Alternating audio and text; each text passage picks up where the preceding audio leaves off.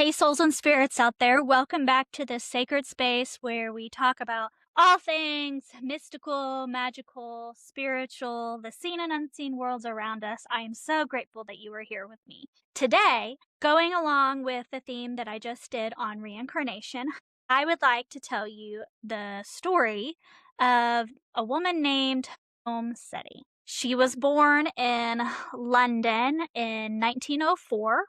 And a few years later, at I think about the age of 4, she fell down the stairs in her home and was pronounced dead. She was found dead, and they carried her up to her bedroom, laid her down, and they called the doctor to come officially kind of take her away. And when the doctor showed up, um, an hour or so later, whenever he showed up, she was found playing in her bedroom and was asking to go home. She was home in her bedroom, but she was asking to be taken home. And so she had, this near death experience at a very young age. After that, that really kind of set the tone for her life. A few years later, her family went to the British Museum. I believe it was the British Museum, and did a kind of tour throughout the building, and they had a Egyptian wing. And when she walked in there, as a little girl, she ran up to the statues, started kissing their feet, looking at the pictures and saying, I'm home, and started bowing. Her family was appalled, actually, that she was doing all of these things, but she had kind of found her place. But she started looking around at the pictures of the temples and was asking, where are the flowers? Where's the ponds? And, what happened to them? Why did they look like that? And so it was very prevalent, what kind of started coming apart from that experience that she had as a little girl. From then, she was a very no nonsense kind of girl and kind of did whatever she wanted. She lived through World War One. She talks a lot about seeing the fighter planes going by, and there was at one point she was supposed to be in dance class, and she skipped it and went to a little store where she picked up Egyptian trinkets, and as she was walking back, school, there was a bomb that dropped and her school blew up, and she went home, and her family was hysterical because they thought that she had died because she was supposed to be there and she didn't end up being there. So she actually had two almost death experiences. If she would have went to dance school that day, she wouldn't have lived. I think she was about 12 or so when that happened. And then she started going to the British Museum any chance she could to go visit the statues and see the images, and she started trying to read hieroglyphs herself. She started teaching herself. There, she met a white-haired older gentleman named Sir Wallace Budge, and if you know anything about Egyptian stuff, he was the go-to man for understanding hieroglyphs, anything Egyptian. He was the kind of head of the Egyptology department at that time. And I have several of his books that he kind of decoded the different Egyptian texts and things, the Egyptian stories on the gods. He was the go-to man, and he started teaching her. He saw that she had kind of a knack for it. I don't know if they ever really talked about why. I think she may have kind of hinted at, she was starting to remember some things. And in the book by Jonathon Cott, The Search for Omm Sety, he kind of goes through her life. And this was the very first book I read on her. And she was fascinating. She just, as she grew up, she became more and more obsessed with Egypt and she was even finding the little trinkets and stuff that was shipped out of Egypt. People were finding all kinds of stuff back then and then was selling it overseas, and she would find it in little shops and found it to be authentic, and she would ship it back to Egypt, to the antiquities department, to where they even called her local police station and was like, who is this person doing this? And the police showed up at her house, and her parents thought she was in trouble, and they were like, who is this person, sending these things back to Egypt? And that was just the person who she was. One of the most interesting things about her life, though, is at the age of 14, She had her first visitation from who she called His Majesty. And at the time, he showed up much like a ghost, and he showed up as a mummy. And she recognized him as the pharaoh Seti because she had seen a photo of his mummy. After that, she started kind to piece together, she started having these kind of memories of a life in Egypt that she had lived previously. She kind of pieced this together over many, many years. And with the help of His Majesty, with the help of Seti, he started visiting her more frequently, and she pieced together that she had a life as a young girl named Binchershi. She was given to basically the temple to look after, and because her father was a soldier, her mother was just like a crop collector. And I believe that she died and no one could take care of her, so she became a priestess of the temple and they took care of her. She took on the role as one of their virgin priestesses that kind of had a very specific role there in some of their the stories that they kind of reenacted and the things that they did. And she lived her life as the priestess Binchershi. When she was around the age of 13 or 14, she met the pharaoh Seti. It was his temple in Abydos that she was a priestess at. He was in his 50s and they had a relationship. I know it seems kind of weird to us now that, this very older man with this very young woman ended up falling in love and having this relationship, but back then it was the norm. Nothing was kind of out of the ordinary, besides that she was supposed to remain a virgin and she was a priestess. They had a secret love affair, basically, and they were together for a while until the story says that she became pregnant, and I'm not really for sure. I've heard it a couple different ways that either the high priest found out and they had her killed, or they basically made her commit suicide because that was not allowed to happen. She was supposed to remain a virgin. She was basically the embodiment of the goddess Isis as a priestess, and she had to keep her body sacred, and she had committed basically a sin, like the ultimate sin. And so in the story, I believe that they made her basically commit suicide. She has memories of being in this room with all of these other women and the high priest and all of these people, and she died at I believe the age of 14, and Seti was devastated. There was stories that he just never fully recovered. He just loved her so much, but that is where their story kind of ended. And so I find it fascinating that in her life as Dorothy Eady, her near-death experience kind of shaked loose the memories of her life as Binchershi. And then at the same age that she died in ancient Egypt, that is when she started seeing Seti again in her life as Dorothy Eady. So he started visiting her, and she kept growing up. She eventually met and married an Egyptian man and moved to Egypt with him and lived with his family. She had a son that she named Seti, and she started a life out there. She became the first woman in the Department of Antiquities there, and she started helping Egyptologists with their discoveries and the things that they were researching. She started basically being a scribe, a modern day scribe. She was a draftswoman in Cairo for 19 years before she ever went back to Abydos, where she had her previous lifetime as Binchershi. That was her whole goal. She wanted to live in Abydos, she wanted to work there as a priestess again, and she wanted to die and be buried in Abydos. She said that many times. She said that, that was her ultimate life goal, was to do those things, was to go back there. So as she's living in two worlds, essentially. As she's living this life as Dorothy Eady in, the 40s and 50s, she is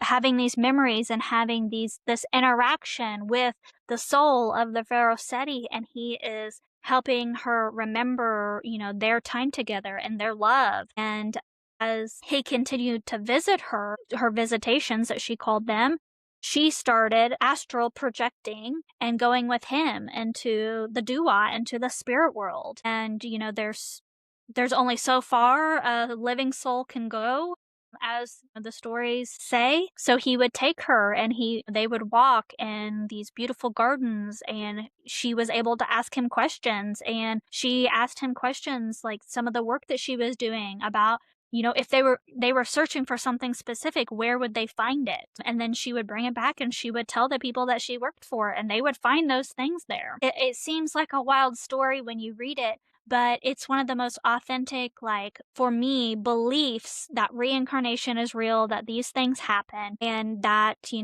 time is but an illusion and everything is connected. I highly encourage you to read her story or watch. There's some videos on her. She is just fascinating. The things that she would ask him, the way that he first projected to her as a mummy and then was able to solidify kind of more as a who he was when she knew him as Benchershi. He said that there was a council that oversees things like that, and that he was bound by ancient moral rules on what he could and could not do, and when he could see her and when he could show up to her. Um, and then when she traveled in her astral body, there was things that she could and couldn't do, and that he appeared as a man in like his 50s. She once asked Seti about this, and he told her that they are allowed to choose the age at which they prefer to appear, but we cannot appear older than we were at the time of our death. And so I think that's interesting that I'm not sure how much I believe of that, because um I have seen spirits appear, and a lot of times I guess they do, a lot of times they still appear younger, but sometimes I see them as like a younger woman, like if someone died in their teenage years, sometimes I see them as a little older.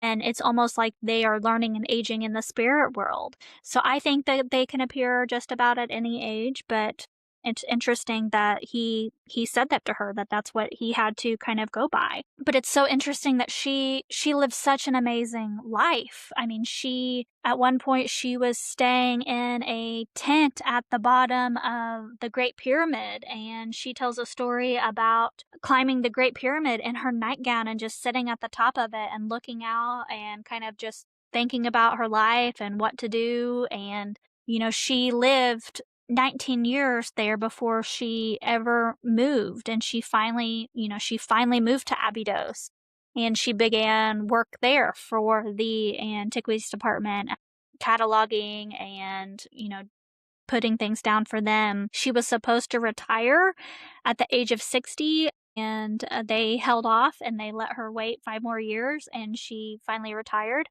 But when she moved there, she never walked in the temple. She always was barefoot.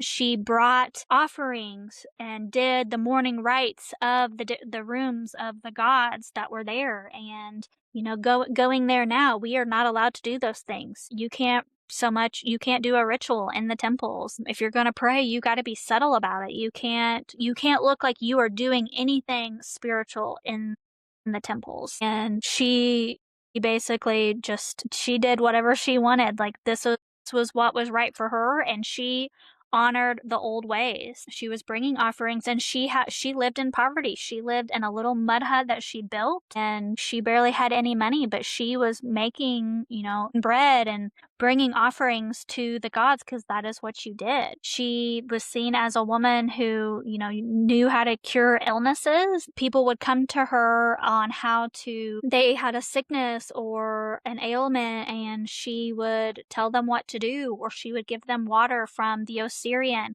which is behind the Temple of Abydos, and it's said to be much, much older. Some people believe it's a temple, but I look at it as more of it's a tomb for Osiris. That's what it was created for. But no matter what you think, it is a holy place and it is sacred. And she would go, and it was filled with water for a long time, and she would go and dive in those waters, and she said she would be cured. There was one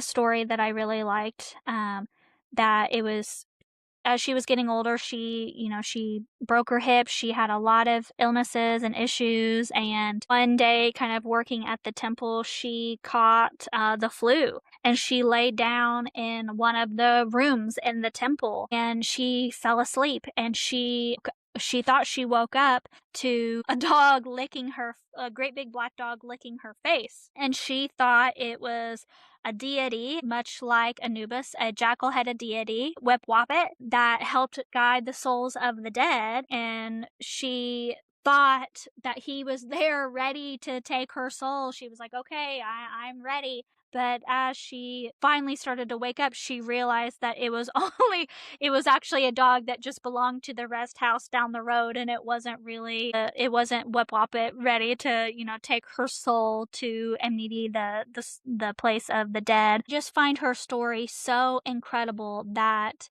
she lived so authentically. Like, she knew that the life of the priestess, ancient Egyptian priestess, like, that is who she was. And she was called to that. She was called to that from a previous lifetime she had. And I like to think of it that this happened to her because her life as Binturshi got cut short. And so this was her kind of writing the karma from that lifetime and letting her live the life that she needed to for that. She did die in the holy city of Abydos, fulfilling the goal of her lifetime, the second half of the goal in her lifetime. She lived and worked and died in Abydos. She was incredible. Her story is so incredible and so filled with dry wit and cleverness, and she was just so smart and so wonderful. I'm going to quote the book here, The Search for Omm Sety by Jonathon Cott. It says, quote, "For those who love her," Omm Sety once wrote, "Abydos still has a mysterious life. Other ears than mine have heard the music at night in the hypostasial halls of the Temple of Seti. The tinkle of sistrums, the beat of a tambourine, and the wail of a reed pipe have been heard. I have seen the glow of lamps in the cult chapel of Osiris when no lamp was lit. I have stood alone in the Pega, the Gap, on the first evening of the great feast of Osiris, listening to the howling of the jackals. But when midnight came, the cry of the jackals were hushed. A deep silence fell, and then suddenly I felt as though I were surrounded by a great multitude of people. I could hear nothing but the starlit desert, but all around me I could hear the breathing of many people and the soft whisper of sandaled feet upon the sand.